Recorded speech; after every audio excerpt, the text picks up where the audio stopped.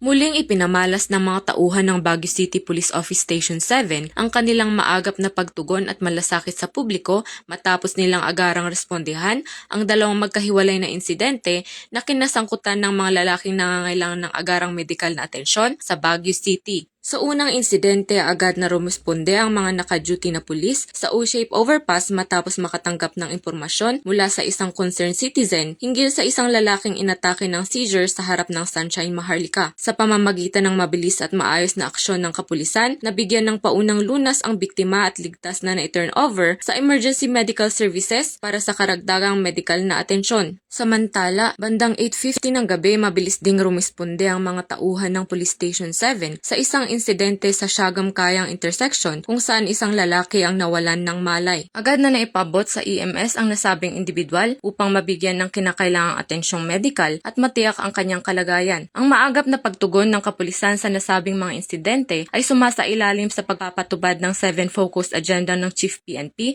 particular sa pagsusulong ng community engagement, public safety at mas pinaigting na police responsiveness upang matiyak ang kaligtasan at kapakanan ng mamamayan. Patuloy na pinatutunayan ng kapulisan ang kanilang kahandaan, dedikasyon at malasakit sa pagbibigay ng mabilis at maaasahang serbisyo para sa bawat mamamayan.